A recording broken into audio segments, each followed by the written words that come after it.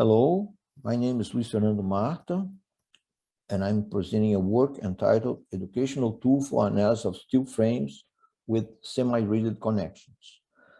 The co-authors of this work are former master's students, Christian Dias and Rafael Rangel, and this work is implemented in Ftool, a educational software that I have been developing for many years with my students. This work is a continuation of a work that was presented last year in CILAMCE, and also it's now with it's a combination of this work with the work of Rafael Rangel, who implemented in Ftool geometric nonlinear analysis. In actuality, this work is a revisiting of a former student work that is Alexandre Del Savio, and a much better way of implementing. Semi-rigid connection is a way of modeling a connection in steel frame structure, and it models the intermediate behavior of a connection, which is in between a continuous connection and a hinged connection. A continuous connection has no relative rotation through the connection, and there is full moment transmission through the connection. A hinged connection, on the other hand, has no moment transmission, and it is completely articulated. So there's free relative rotation. A semi-rigid connection is a way of representing this intermediate behavior, and it's done through a curve that relates the moment with the relative rotation. Usually, this behavior is nonlinear, so this is a curve that is usually taken from experiments. And the way we model this in Ftool is using a new special element for the connection, and this is very easy to implement once you have a framework of object-oriented programming.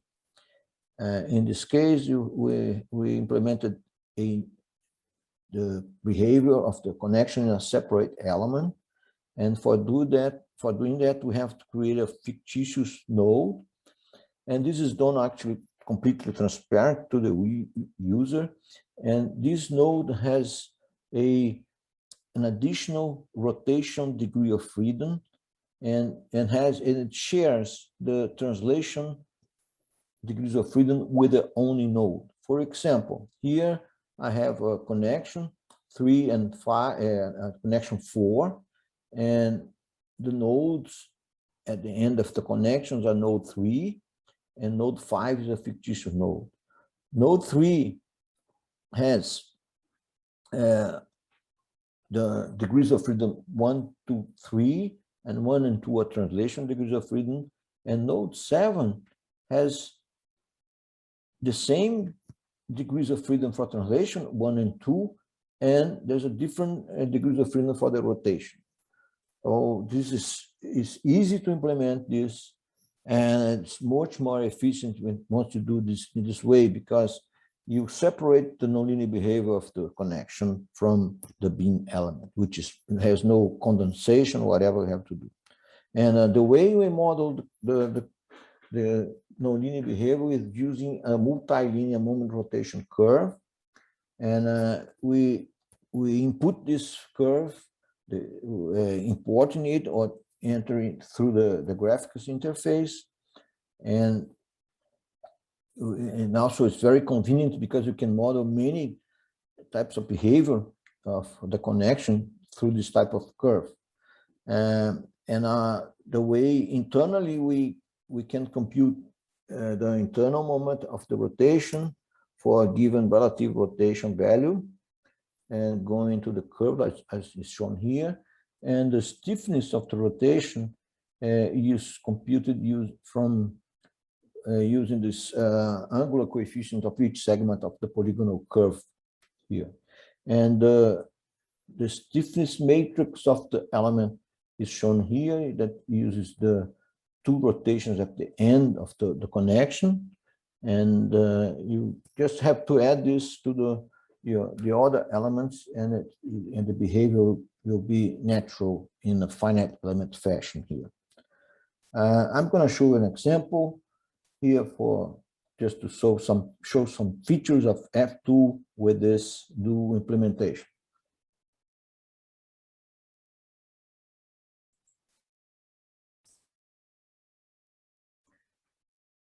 This is the interface of Ftool showing this example. So this is a steel frame, have the steel material properties here.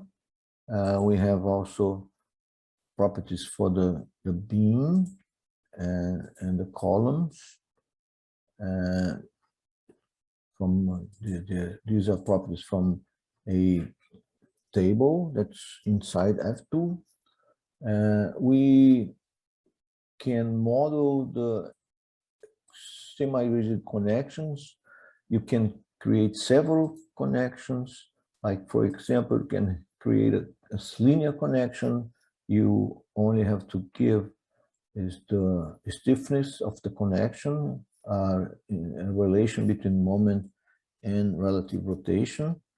And you can enter a nonlinear connection, and you can import from a file, text file, or you can also digitize the number of the connection. So you have here a connection with a maximum moment of 180, and some of the features of Ftool.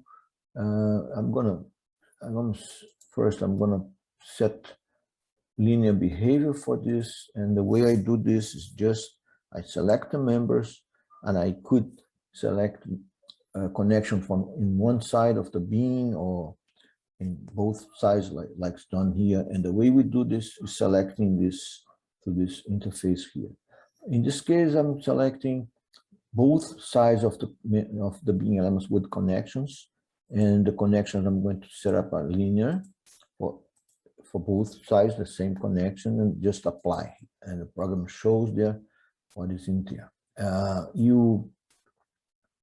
I can specify linear types of analysis. I can specify linear analysis, eigenvalue analysis, vibration mode analysis, or nonlinear analysis. The nonlinear is going to show afterwards, but first I'm going to show you something that's buckling mode analysis. It's just I come here and specify the number of modes that I want, the limiting load ratio that I have. I just have to press a button, and that all I have is all the buckling modes of this frame, and I can scroll through them doing that.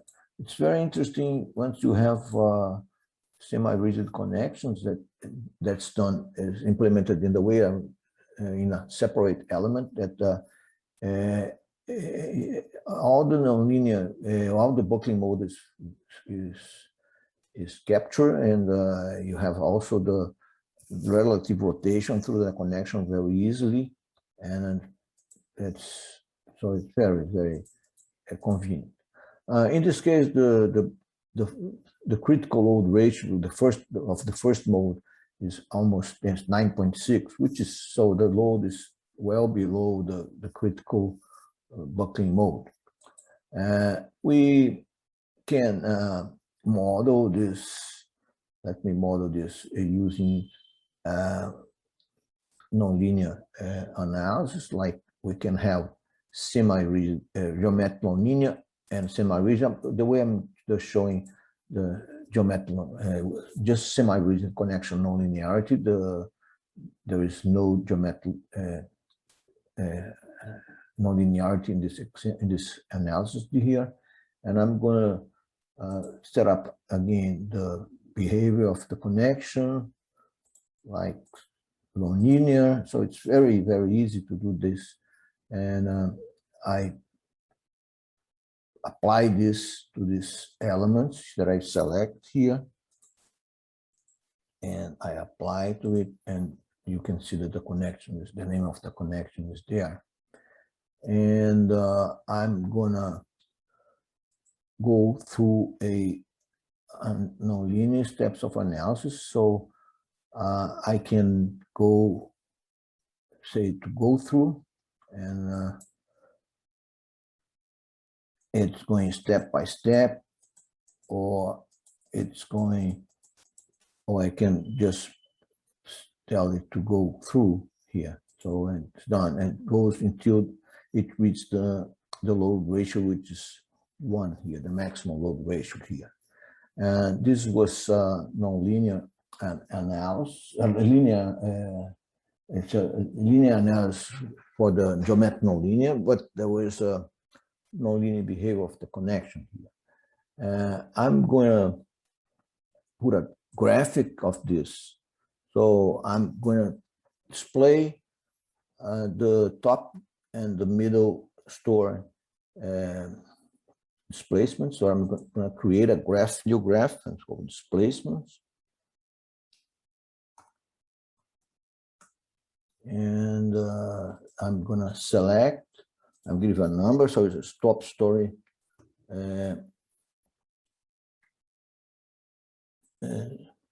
linear for the geometric linear. And I'm going to select the node, just pointing to it. And I'm going to show the displacement, the horizontal displacement. So you can see that there is a nonlinear behavior because of the connection, but not because of the nonlinear analysis. I'm also going to put the middle level.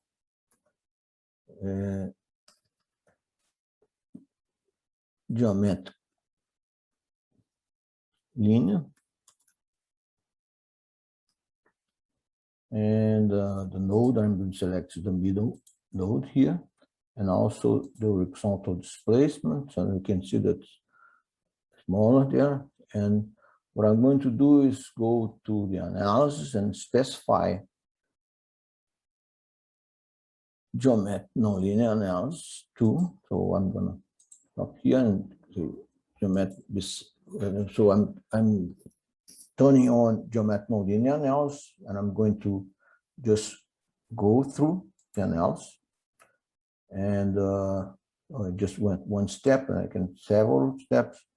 And now you can see that there's a different behavior here. There's a vertical displacement that we didn't have there, and before. And I'm gonna show this in graphs. As you can see, these are different curves, and you can see the behavior, and you can test the behavior. And it's very useful tool when you find out results and exploit all this behavior and take many as the response. So this is nonlinear analysis is not a trivial task, and you have to have these tools for interactively manipulating the parameters for the analysis. And this is very useful here to have this tool. It's also very interesting to see the results of an nonlinear analysis through bending moments diagrams, especially in this case where we have the semi-rigid connections, which has a limiting moment in the curve. And this is what I'm going to show you. Besides, I'm going to just show some features of Ftool in which you can direct and control the simulation, changing the parameters during the steps of the analysis. This is what we call interactive graphics analysis, which is very useful and is necessary for nonlinear analysis. So I'm going to go a step one in displacement here, but I'm going to put the results in moments, so you can see the moments. And I'm going to accelerate this change in the steps into 1. It goes faster because in the beginning it's a linear behavior, and you can see here that the moment is beyond the 180 limiting moment for the connection. And I'm going to change the increment here so that it can go slowly and capture the behavior more precisely. So I can go here, and you can see that once it gets to 108, it's going will not go beyond this.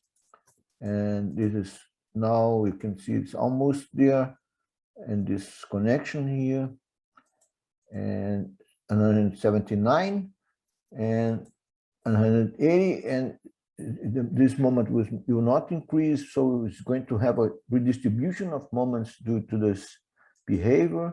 And so we can see that it's increasing the moments in the other side because it's redistributing. And also here you have almost there 180, and you can see this one. You can also display, take out this to clean up the analysis. So this, once you have this, reach this, it cannot go beyond this, and you can model this. So you can also control and look at the results through bending moments, which is very, very interesting too.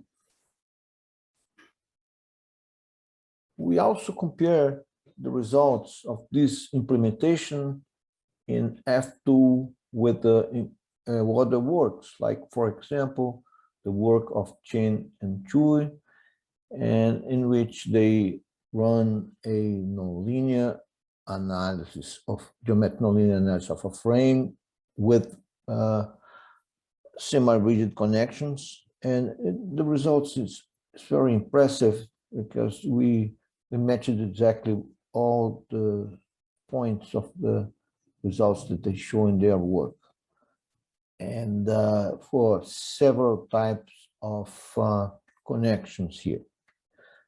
And as a conclusion, we may say that nonlinear analysis is not a trivial task, and having a tool for controlling the analysis and showing the results, looking at the results, changing the parameters that control the analysis is very useful for an educational tool.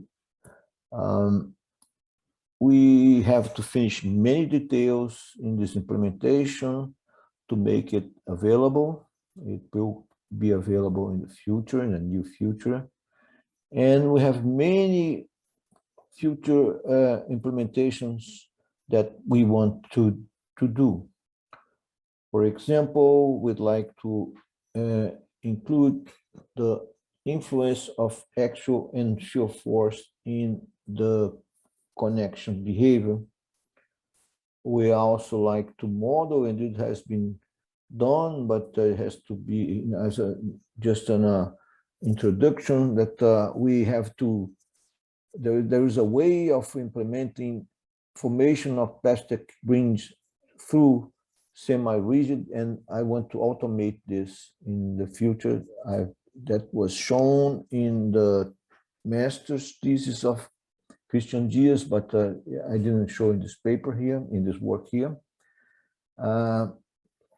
We also would like to implement a method that's developed by Alexandre Del Savio, which is to obtain these curves not from experimental data, but from a sort of analysis-based and component method. That's very interesting, and we'd like to implement this in Ftool. And since Ftool is not a 3D program, we also have another program that's implemented in MATLAB, which is called LASME, and it's being presented in other works in this conference, in the previous issue of this conference. And so we'd like to implement nonlinear semi-rigid connections in LASME.